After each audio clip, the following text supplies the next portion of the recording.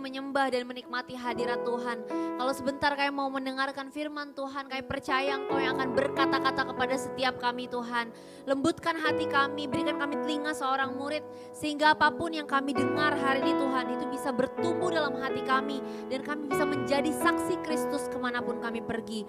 Urapi mulut bibir hamba-Mu Tuhan, biar apapun yang keluar dari mulutku, itu berasal daripada hati Tuhan.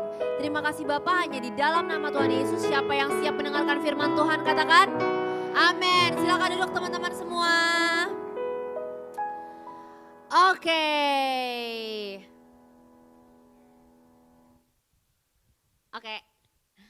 Shalom semuanya. Siapa yang semangat mendengarkan part ketiga hari ini? Oke, baik, terima kasih. By the way, gue sebelum kita mulai part 3, gue pengen tanya sih ke kalian, siapa yang udah bikin list orang-orang yang ingin diinkubasi? Hah? Hello, baru 2 orang. Minggu lalu bukannya small group discussion lo disuruh bikin list? Kayaknya. Siapa yang sudah bikin list atau siapa yang udah menyediakan 1-2 nama untuk didoakan? Oke, ada beberapa ya. Teman-teman yang belum angkat tangan, gue berharap kalian juga sudah menyediakannya, tapi kalian mager angkat tangan aja. Gue berharap untuk pertanyaan-pertanyaan gue selanjutnya kalian gak mager untuk angkat tangan. Karena itu bentuk kita bersyukur kita dikasih tangan sama Tuhan ya. Nah teman-teman, kalau kalian udah punya listnya, that's very good. Itu adalah awal kita untuk menginkubasi. Gue berharap di sini teman-teman sama small groupnya masing-masing juga bisa set regular meeting untuk kita sama-sama berdoa buat nama-nama yang diinkubasi itu.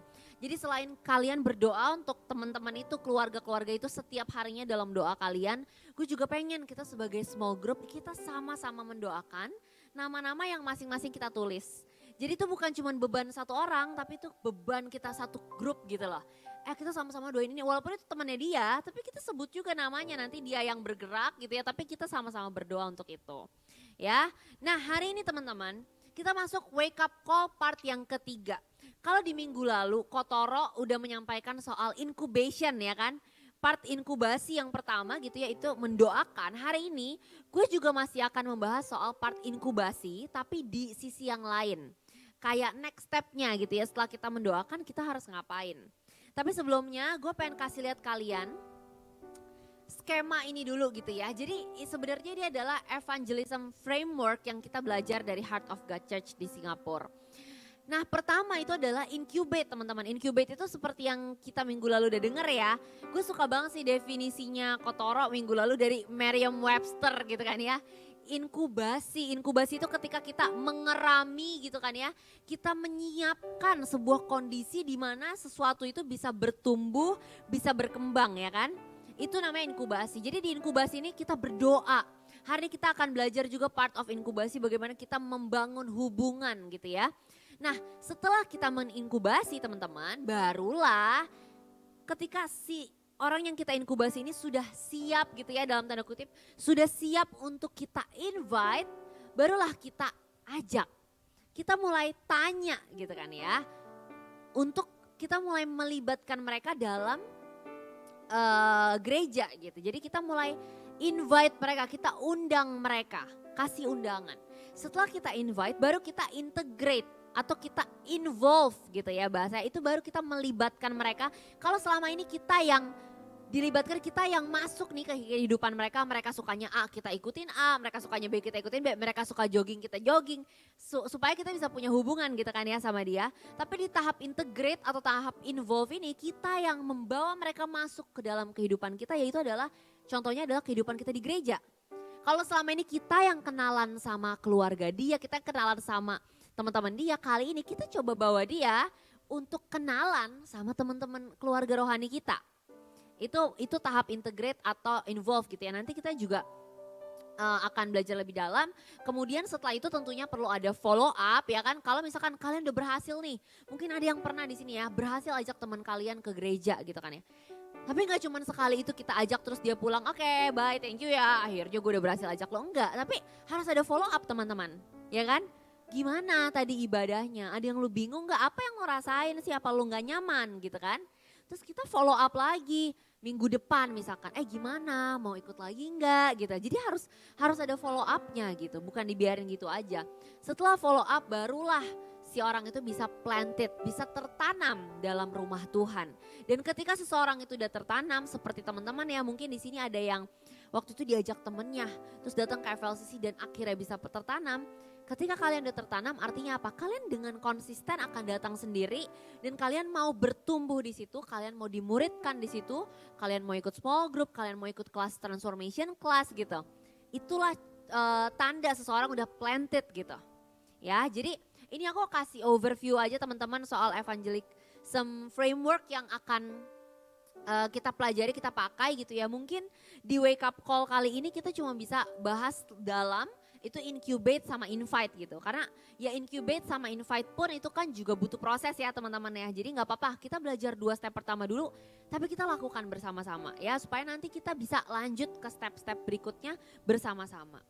Nah ini frameworknya supaya kalian kebayang. Mungkin di antara kalian ya teman-teman ini udah part yang ketiga gitu ya.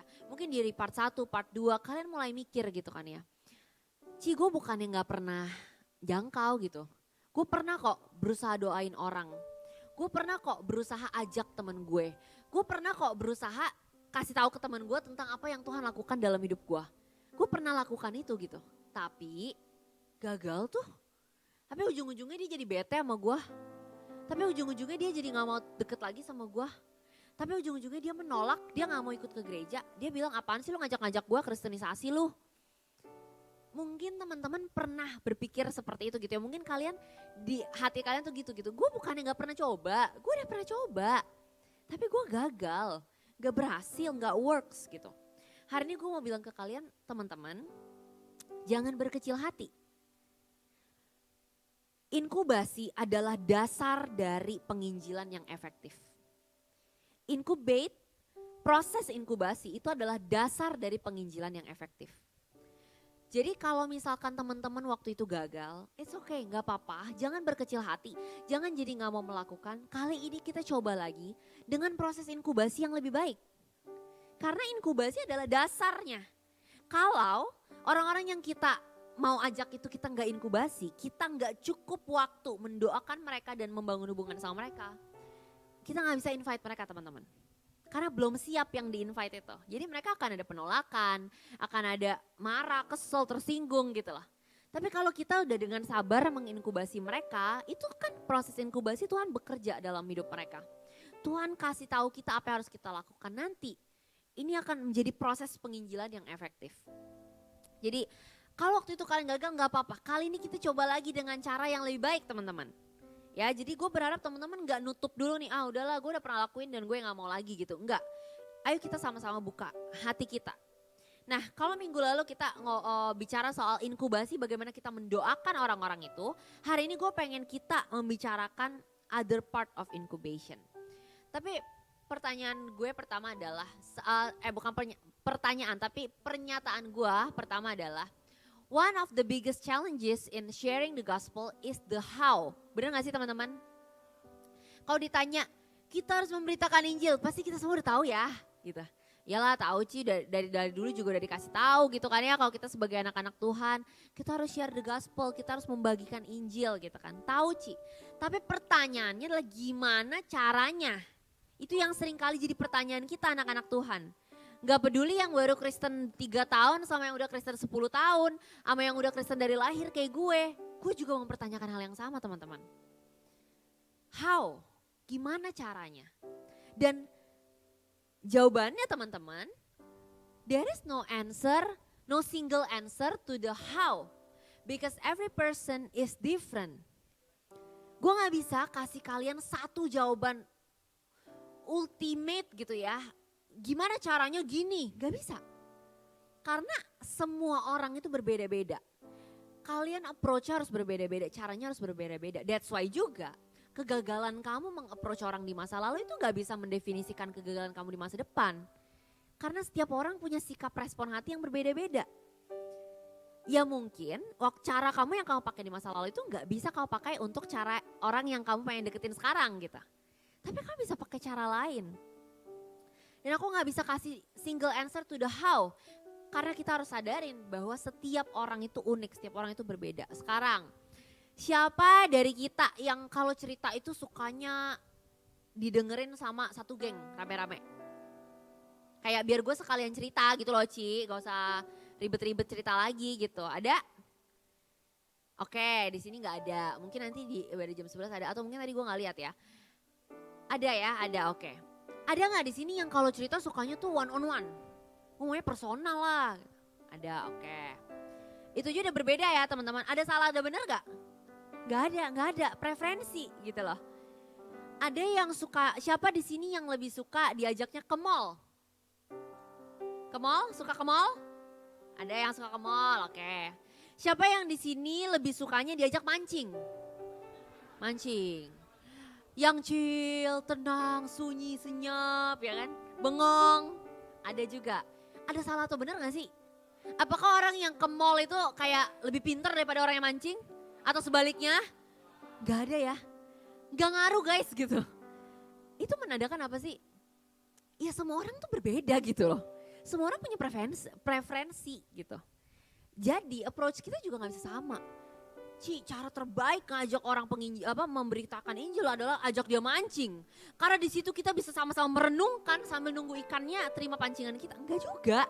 Kalau orang yang suka ke mall lo mau nginjilin lo ajak mancing, dia kayak ini bosenin banget sih orang Kristen gitu ya. Dia bisa mikir kayak gitu loh.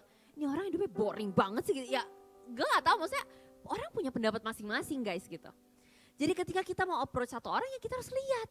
Ini orang caranya gimana gitu. Nah, hari ini gue mau sama-sama kita belajar dari Tuhan Yesus. Karena kita mau menjangkau jiwa-jiwa, kita mau lihat contohnya Tuhan Yesus gimana sih semasa hidupnya, bagaimana dia menjangkau jiwa-jiwa. Ini kita mau baca dari Yohanes 4 ayat 28 sampai 30 teman-teman. Yohanes 4 ayat 28 sampai 30. Ini oke. Ini udah semuanya ya, oke. Boleh kita baca bersama-sama? Kurang boleh, kurang rela. Boleh kita baca bersama-sama? Oke, 1, 2, 3.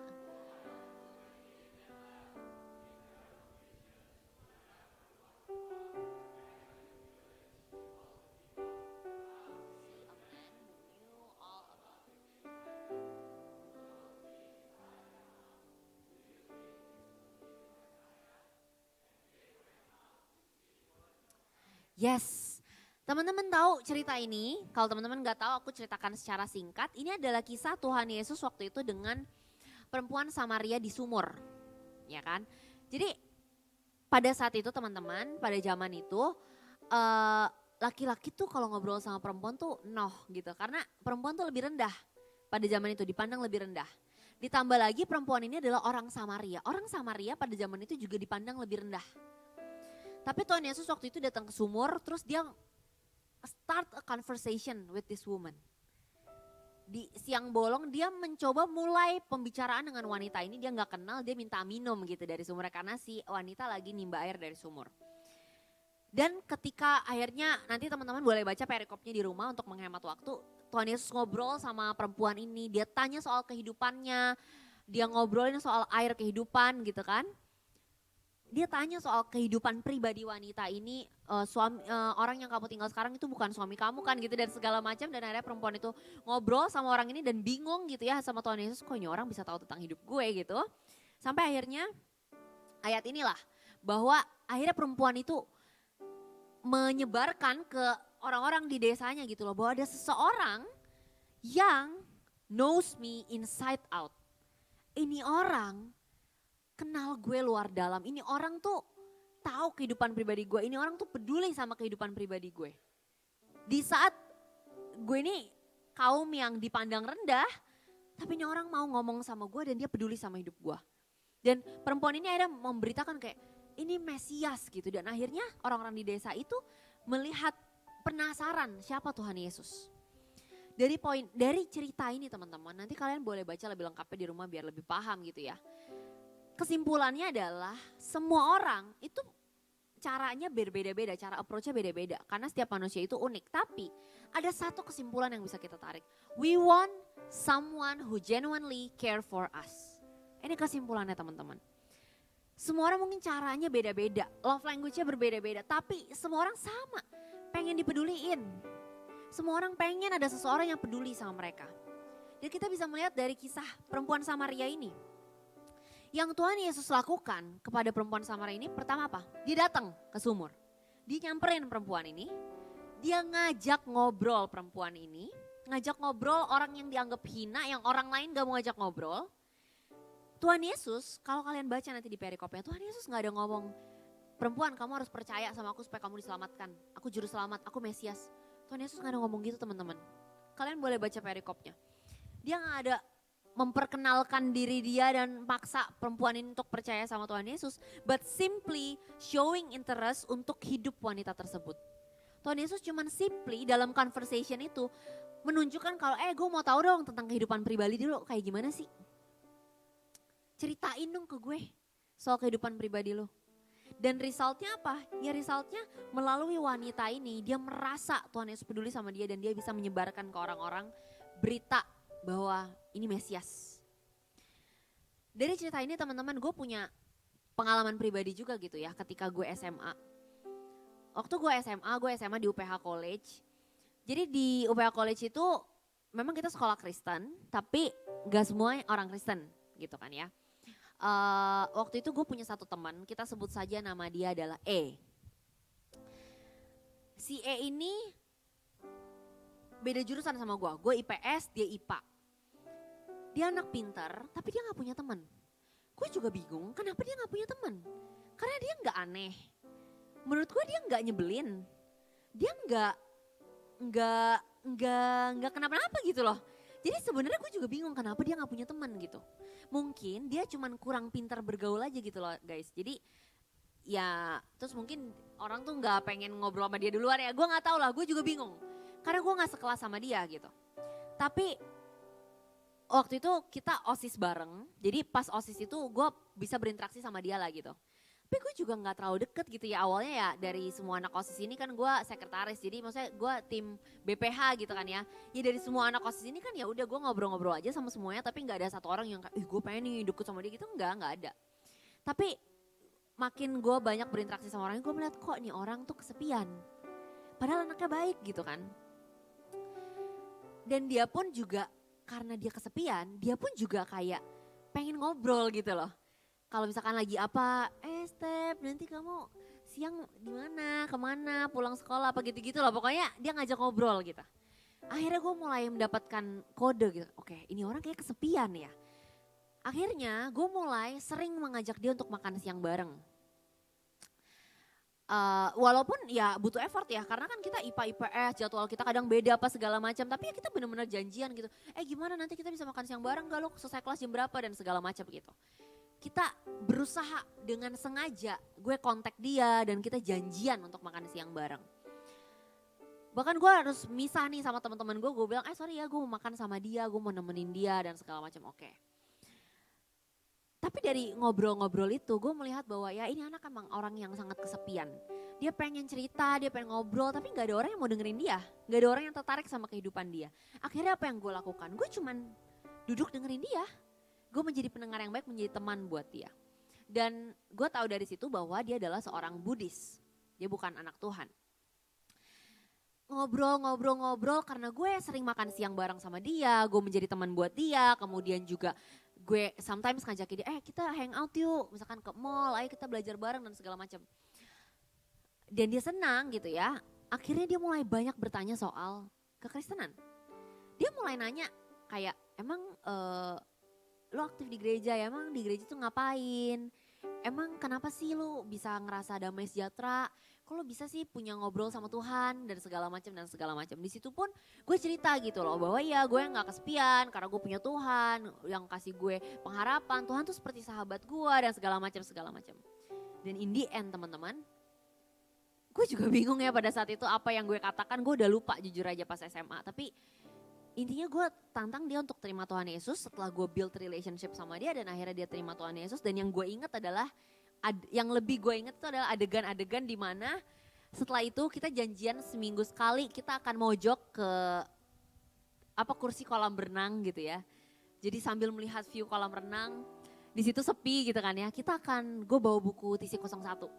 Kita akan belajar soal SPK. Pada saat itu bukunya masih SPK. Jadi gue bawa TC01, gue mulai, kenapa?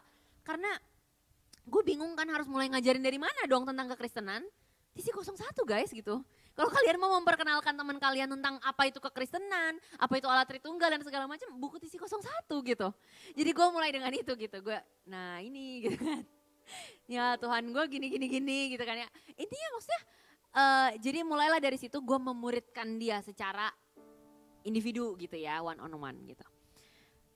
Ya ketika gue mempersiapkan ini gue teringat satu orang itu, jujur gue udah lupa sama dia guys. Gue udah lama gak kontekan sama dia karena dia kuliah di luar gitu. Tapi pas gue nyiapin khotbah ini di awal minggu ini, gue teringat sama cerita ini dan gue chat dia lagi di Instagram.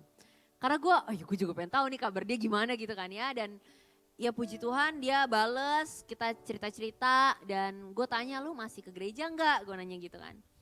Dan puji Tuhan dia masih ke gereja gitu. Walaupun gue sebenarnya nanya kan, maksudnya lu di sana punya komunitas gak gitu-gitu. Dia tuh orangnya agak tertutup, jadi dia belum jawab sampai situ gitu ya. Mungkin udah lama gak ngobrol. Tapi yang dia bilang, iya gue masih ke gereja, dia bilang kayak gitu. Dan ya puji Tuhan maksudnya, sebenarnya apa sih teman-teman yang gue lakukan? Gue cuman duduk menjadi teman buat dia, sering ngajak dia makan siang. That's all. Itu gue lakukan dulu gitu ya selama prosesnya, baru sampai akhirnya gue kayak ngerasa pede untuk lu mau gak terima Tuhan Yesus gitu. Tapi itu tuh gak langsung guys, gak seminggu 2 minggu gitu. Gue lupa tapi berapa, tapi gue tuh makan siang dulu sama dia, gue ajak dia hangout dulu gitu. Itu menjadi teman. Ada satu kisah lagi yang kita bisa belajar dari Tuhan Yesus teman-teman. Di Lukas 19 ayat 5-8. Kalau teman-teman pernah dengar ceritanya, ini adalah cerita Tuhan Yesus dengan Zakeus si pemungut cukai. Ya, yang Zakeus sampai naik pohon gitu ya. Boleh kita baca bareng-bareng? Oke, 1, 2, 3.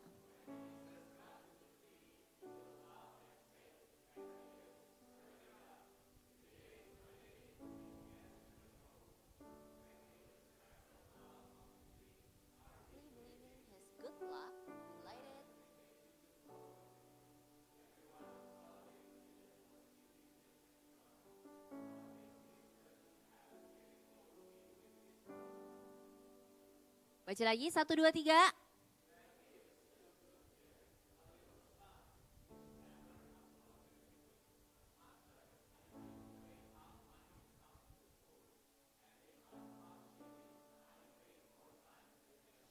Wow, dari sini kita bisa melihat suatu kisah pertobatan yang luar biasa. Zakeus si pemungut cukai ini dibenci sama orang-orang. Karena dia jahat teman-teman. Dia suka korupsi, dia suka mengambil lebih daripada apa yang harusnya diambil. Tapi teman-teman, Tuhan Yesus mau datang ke rumah Zakeus yang orang lain benci ini. Tuhan Yesus mau bertamu ke rumah dia. Karena Zakeus ini penasaran nih sama Tuhan Yesus. Dan Tuhan Yesus mau bertamu ke rumah dia. Dan ketika Tuhan Yesus bertamu ke rumah dia, apa yang orang-orang bilang? Kesel orang-orangnya kan, julid netizen. Dia ngapain tuh orang makan di rumah orang berdosa gitu kan. Jadi ketika orang lain gak menerima Zakeus, ketika orang lain cuma bisa ngomong-ngomong yang negatif tentang Zakeus, yang Tuhan Yesus lakukan adalah Jesus stayed there and be silent. Tuhan Yesus duduk aja di rumahnya, makan bareng dan dia diem. Kita bisa lihat di ayat ini ya. Tuhan Yesus gak ada ngomong, diam lo semua jangan ngata-ngatain Zakeus, gak ada. Tuhan Yesus juga ngomong Zakeus gak apa-apa gak usah diambil hati, gak ada gitu ya. Tapi Tuhan Yesus cuma diem ada di sana nemenin Zakeus, gak menghakimi dia. Dan akhirnya apa? Zakeus sendiri dengan sendirinya, he stammered apologetically, dia bilang kalau dia mau mengembalikan apa yang selama ini udah dia curi dari orang lain.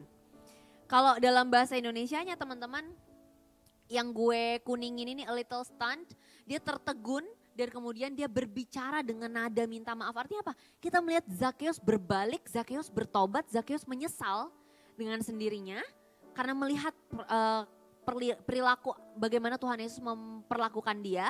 Dan akhirnya dia bertobat, dia punya komitmen sendiri. Jadi poinnya dari cerita ini apa? Sometimes you don't need to say anything because your presence is all someone needs. Terkadang kamu gak perlu pusing, kamu perlu ngomong apa Ci. Gue bingung nanti kalau dia curhat tentang broken home-nya gimana, gue gak pernah ngerasain. Teman-teman, terkadang yang mereka butuhkan itu bukan nasihat. Mereka cuma butuh kamu ada di sana menemani mereka dan mereka tahu kalau mereka gak sendirian. Mereka cuma perlu tahu kalau ada orang yang peduli dan mau sama-sama merasakan kepedihan hati itu bersama dengan mereka. Jadi yang perlu kita lakukan adalah be present. Hadir buat mereka. Di Filipi 2 ayat 3-4. Ini, so how kita bisa membangun relationship sama orang lain. So how kita bisa menjadi teman buat orang-orang yang ada di sekitar kita. Buat orang-orang yang kita incubate. Ini yang Bible katakan buat setiap kita teman-teman. Jangan mementingkan diri sendiri. Jangan hidup sekedar untuk memberi kesan baik kepada orang lain. Hendaklah rendah hati dengan menganggap orang lain lebih baik daripada saudara sendiri, daripada kita sendiri maksudnya. Jangan hanya memikirkan kepentingan diri sendiri, tetapi perhatikanlah juga kepentingan orang lain. Gue sengaja memilih versi BIMK supaya itu jelas banget guys. Kalau lo kagak ngerti, ayo sini gue cek dulu UN Bahasa Indonesia lo dapat berapa ya. Ini udah clear banget, gak ada makna ganda teman-teman. Gimana cara kita bisa menjadi teman buat orang lain? Apa yang harus kita lakukan? Bagaimana kita harus bersikap? Bagaimana kita harus membangun relationship dengan orang-orang yang kita inkubasi? Jangan mementingkan diri sendiri. Hendaklah kita rendah hati dengan menganggap orang lain lebih baik, lebih penting daripada kita. Jangan hanya memikirkan kepentingan kita sendiri, tetapi perhatikanlah kepentingan orang lain juga. Gimana kita mempraktekkan ini? Case-nya tergantung masing-masing kita. Apa case kita? Nanti kalian bisa diskusikan dengan small group kalian masing-masing. Tapi gue berharap kita bisa punya respon hati ini teman-teman. Bahwa ketika kita menginkubasi orang, kita bawa dia dalam doa kita.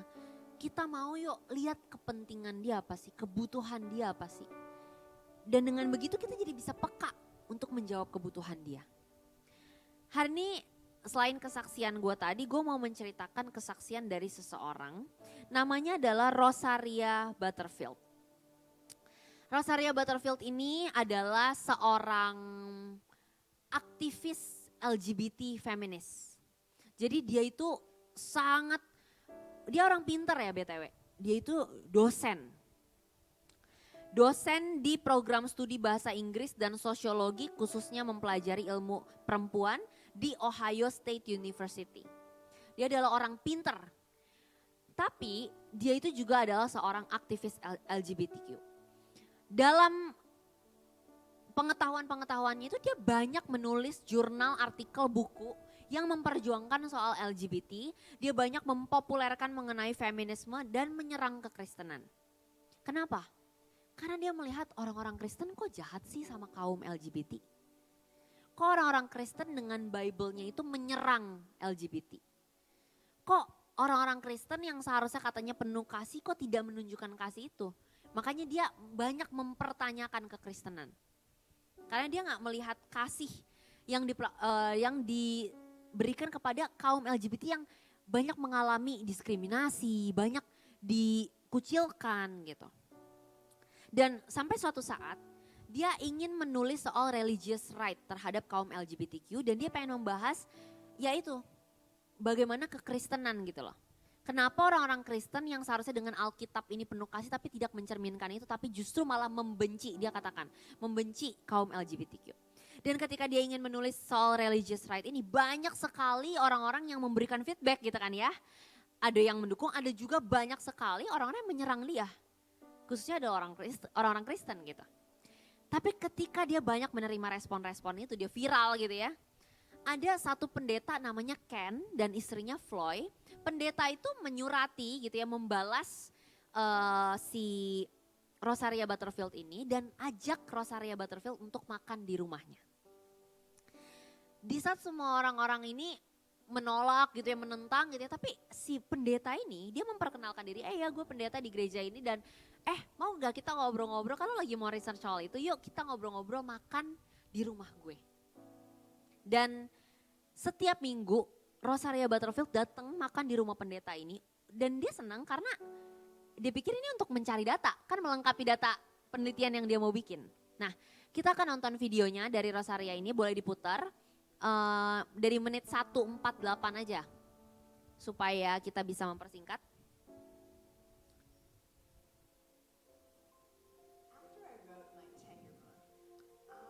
Ada subtitlenya nggak?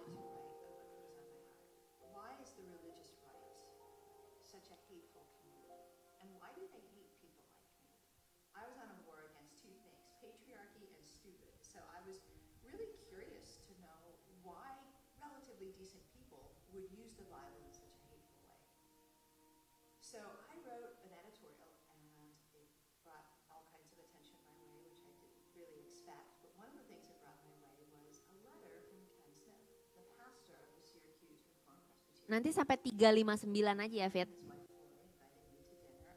I was happy. I thought of Ken as my unpaid research assistant. And they were fine with the fact that I wanted to read the Bible to critique it. That began a research journey that changed my life. But it wasn't research that changed my life. In Ken and Floy's home, the way that they practiced hospitality became a living, breathing example of the theology that they were teaching.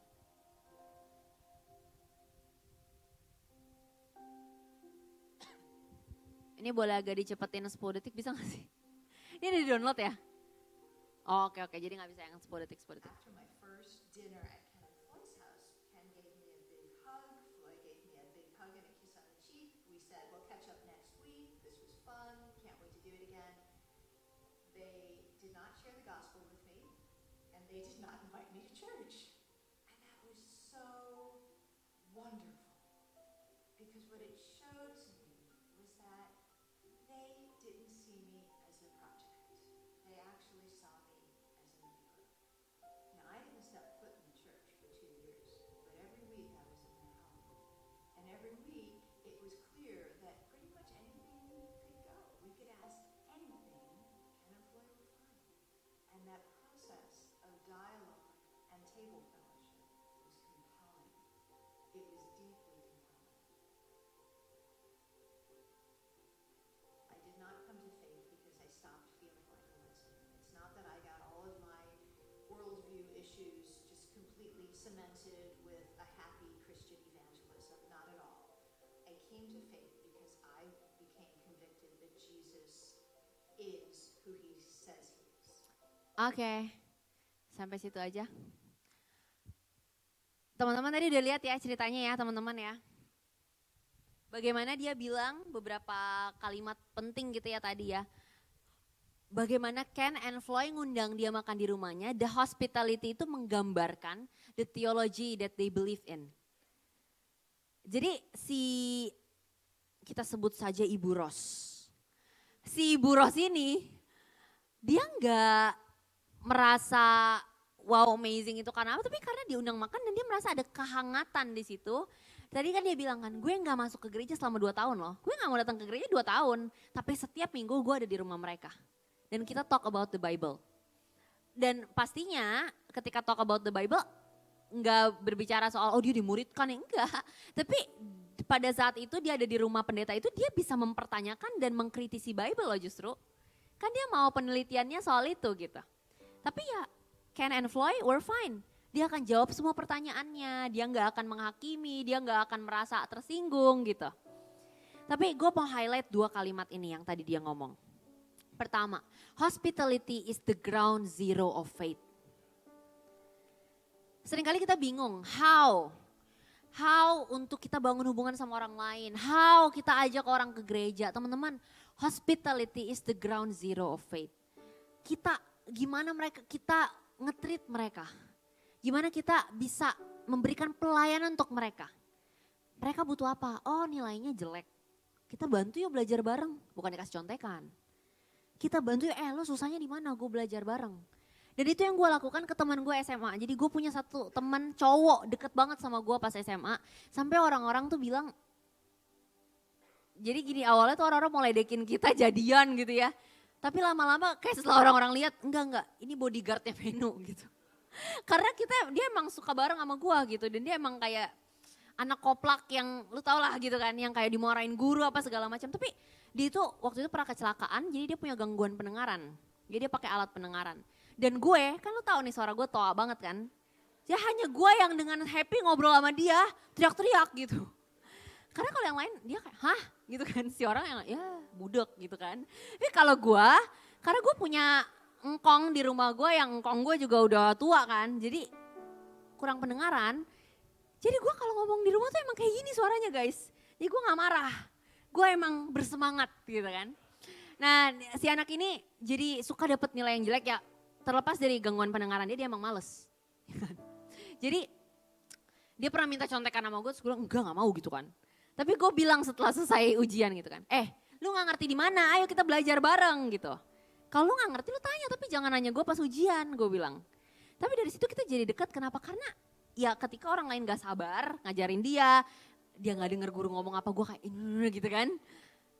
Ya gue lakukan itu untuk dia, karena gue juga tahu maksudnya dia juga sebenarnya gak mau nilainya jelek gitu. Dan dari situ ya dia males, ya gue paksa, woi ayo kapan lo kerjain, ntar nilai lo remedial lagi gitu. Dan akhirnya kita kerjain sama-sama. Tapi poinnya adalah hospitality is the ground zero of faith. Apa yang bisa kamu lakukan untuk menjawab kebutuhan dia? Kayak tadi, Ibu Ros dia tuh bukan mau lu ngajak dia ke gereja, dia cuma mau ada ya orang yang mau ngajak gue makan ke rumahnya. Dan tadi dia bilang kan gue jadi bisa research gratis gitu kan. Tapi kalimat yang kedua juga menarik. They didn't saw me as a project, but as a neighbor. Hati-hati teman-teman, jangan sampai kita melihat orang-orang yang kita incubate ini sebagai project. Wah, gue targetin ya, dalam waktu beberapa bulan nih harus terima Tuhan, kalau gak terima Tuhan oke, kelar berarti project gue gagal nih sama nih orang, gue gak mau lagi ngomong sama nih orang. Kadang-kadang kita gitu ya, kalau kita udah ajak ke gereja, oh nih orang gak mau, lu jangan kristenisasi, oke ya udah kelar berarti project gue untuk si orang ini. Gue cari orang lain, tapi kita gak mau lagi peduli sama hidup dia, kita gak mau kontak dia lagi, kita gak mau ngajak main dia lagi, ya dia bingung. Oh berarti lu bener-bener ya temenan sama gue cuma buat ngajak gue ke gereja. Tapi coba kita jangan sampai teman-teman ngelihat orang-orang ini sebagai project. Oh ini dia ini ya kemarin susah ya gue kasih ayat A deh. Gitu. Kemarin dia ini ya gue. Coba lihatnya sudut pandangnya berbeda karena dengan cara kita melihat itu akan menentukan bagaimana kita memperlakukan mereka tanpa sadar. Jadi mari kita melihat mereka sebagai neighbor, sebagai teman. Sebagai tetangga yang kita undang ajak main ke rumah kita. Jadi teman-teman hari ini gue berharap kita bisa belajar bahwa setelah kita mendoakan seseorang, langkah selanjutnya yang harus kita lakukan adalah menjadi teman mereka. And not only being friendly, bukan cuman sok-sok ramah karena lu lagi menjadikan mereka project. Oh ya jadi hai gitu kan. Mumpung nih karena gue lagi pengen ajak dia ke gereja. Tapi nanti kalau dia udah gak pengen ajak ke gereja, dia gak balas chat gue. Not just being friendly, not just superficially trying to know someone, berusaha kepo tapi superficial gitu. Orang tuh bisa ngerasain kalau lu gak tulus. But truly know someone inside out.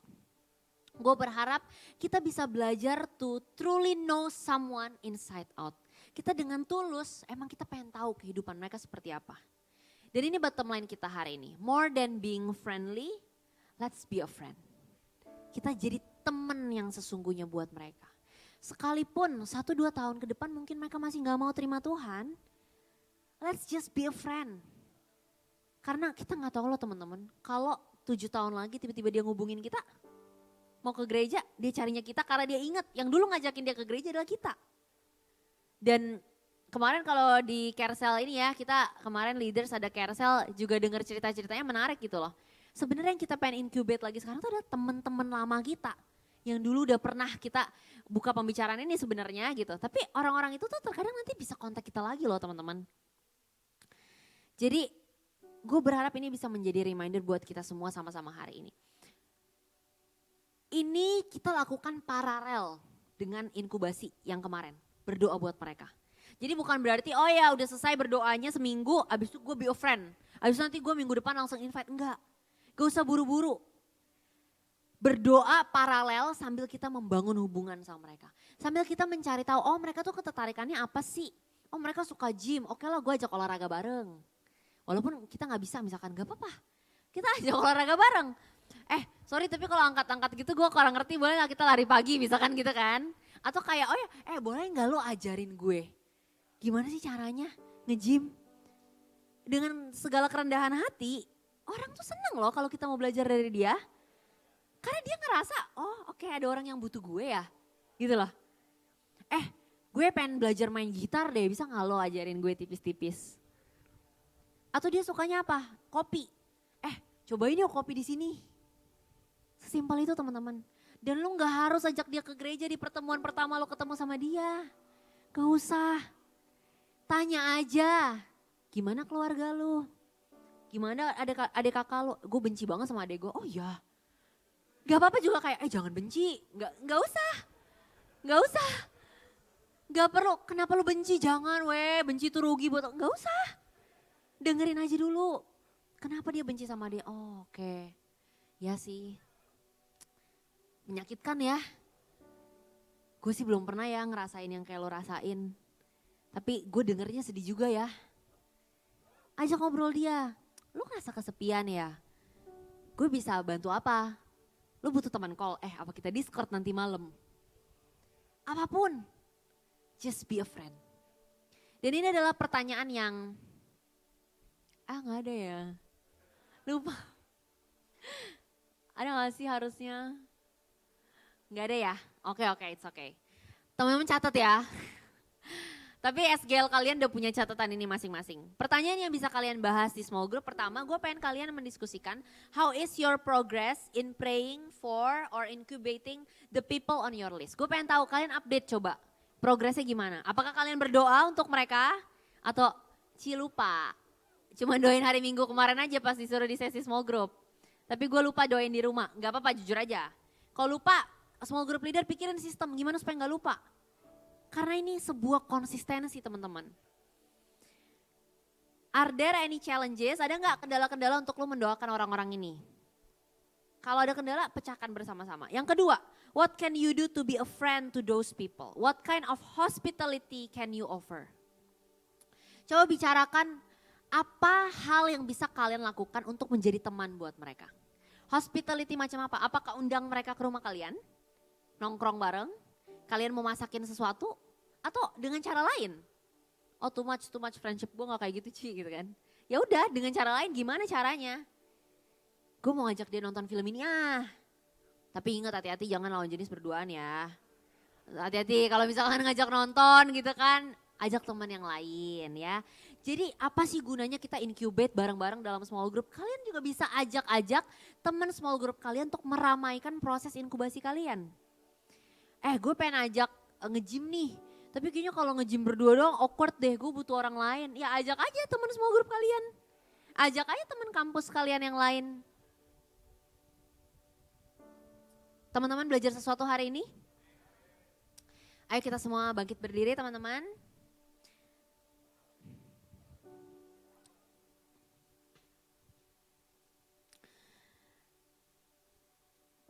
Gue tahu mungkin wake up call ini bukan suatu tugas yang mudah buat setiap kita. Untuk menjangkau orang-orang yang terhilang di sekitar kita itu bukan suatu hal yang mudah. Tapi gue juga tahu kalau ini adalah suatu perintah dari Tuhan. Untuk setiap orang percaya. Untuk setiap kita anak-anak Tuhan yang udah diselamatkan. Jadi gue pengen teman-teman kita sama-sama gak jadi orang Kristen yang egois. Yang cuman sekedar menerima keselamatan untuk diri kita sendiri dan ya udah. That's all. Kita udah aman. Tapi yuk kita sama-sama lihat ini sebagai tugas dan amanat agung yang Tuhan berikan. That we can be a friend buat mereka. Kita bisa mendoakan mereka dan Tuhan yang akan bekerja dalam hidup mereka. Tuhan yang akan memberikan momen-momen dalam hidup mereka untuk bisa kita masuk. Kita share about God. Hari ini gue mau berdoa buat kalian. Bapak, hari ini kalau kami udah mendengar firman Tuhan. Tentang bagaimana kita mau menjadi teman yang tulus. Teman yang peduli sama kehidupan orang-orang yang ada di sekitar kami. Hari ini aku berdoa Tuhan Yesus. Mampukan setiap kami untuk melakukan inkubasi ini dengan baik Tuhan Yesus. Engkau yang taruh nama-nama orang-orang yang perlu kami doakan. Engkau yang taruh nama-nama siapa yang perlu kami bangun relationship-nya Tuhan Yesus. Dan kami mau taat, kayak mau belajar konsisten. Kami mau berdoa buat mereka. Kami mau mulai memikirkan bagaimana cara kami bisa berinteraksi lebih banyak dengan mereka. Kami mau belajar tanya, peduli sama kehidupan mereka. Supaya mereka bisa melihat kalau ada Tuhan yang peduli dalam hidup mereka melalui kami Tuhan. Kalau ada Tuhan yang mengasihi mereka melalui hidup kami Tuhan Yesus. Hari ini aku berdoa untuk setiap anak-anak mudamu yang ada di FLCC. Aku percaya Engkau yang akan memberikan beban ini dalam hati mereka. Engkau yang akan memberikan mereka hikmat, kepekaan. Supaya setiap kami mengerti apa yang harus kami kerjakan. Nah aku percaya Tuhan, Kau akan memakai anak-anak di FLCC menjadi terang dan garam di kampusnya masing-masing. Mereka akan memancarkan kemuliaan Tuhan. Orang-orang akan melihat mereka berbeda, orang-orang akan penasaran sama hidup mereka. Aku memberkati Tuhan setiap anak-anak mudamu yang ada di tempat ini dengan hikmat yang terbaik daripada Tuhan. Dalam kuliah mereka, dalam pekerjaan, bisnis, usaha mereka. Engkau buat mereka berhasil sehingga orang-orang akan heran melihat bagaimana Engkau menyertai kehidupan kami. Kau yang akan memberikan mereka hikmat dalam keputusan apapun yang mereka buat di kampus Tuhan. Dan hari ini Tuhan kami juga mau berdoa untuk gereja kami WTC Tuhan Yesus. Kami memberkati para pemimpin-pemimpin kami dengan hikmat yang terbaik, kepekaan, urapan yang daripada Tuhan. Biar Engkau yang terus bekerja melalui pemimpin kami, Engkau yang terus berbicara melalui mereka untuk gereja kami Tuhan. Sehingga gereja kami bisa terus berjalan sesuai dengan arahan Tuhan. Kami juga berdoa untuk bangsa kami, bangsa Indonesia Tuhan Yesus. Dengan segala situasi yang ada, kami gak mau mengutuki bangsa kami gak mau mengeluh dan marah sama bangsa kami, tapi justru kami mau mengucapkan berkat atas Indonesia. Kami mau perkatakan berkat atas Indonesia. Kami mau perkatakan shalom atas Indonesia. Kami percaya Tuhan Yesus, segala apapun kegelapan, kekacauan yang sedang terjadi di bangsa kami, ini saatnya buat kami bangkit menjadi tiang doa bagi bangsa kami. Ini saatnya buat kami bangkit dan kami menjadi pemimpin di marketplace, di posisi-posisi penting di bangsa ini Tuhan Yesus. Kami percaya Engkau akan memakai anak-anak Tuhan untuk memulihkan kondisi bangsa ini. Terima kasih Tuhan, terima kasih. Kalau sebentar kami akan melanjutkan ibadah kami. Kami juga nanti akan sesi small group. Aku berdoa biar ada keterbukaan di tengah-tengah kami. Ada kesehatian di tengah-tengah kami. Engkau yang berbicara, Engkau hadir dalam setiap small group. Terima kasih Bapak, terima kasih. Sekarang kami mau meminta berkat yang daripada Tuhan. Mari kita angkat kedua tangan kita. Kita akan minta berkat daripada Tuhan. Diberkatilah hidupmu, diberkatilah kuliah, bisnis, pekerjaan, usahamu, diberkatilah keluargamu, diberkatilah masa depan pasanganmu. Apapun yang kau lakukan Tuhan buat berhasil, kau akan menjadi kepala dan bukan ekor. Melalui hidupmu, orang-orang akan melihat kemuliaan Tuhan. Kiranya berkat yang terbaik dari Allah Bapa, cinta kasih dari Tuhan Yesus Kristus dan persekutuan yang manis dari Allah Roh Kudus menyertai kita mulai hari ini bahkan sampai selama-lamanya. Kita yang percaya dan diberkati Tuhan sama-sama katakan amin. Kita kasih tepuk tangan yang terbaik buat Tuhan Yesus.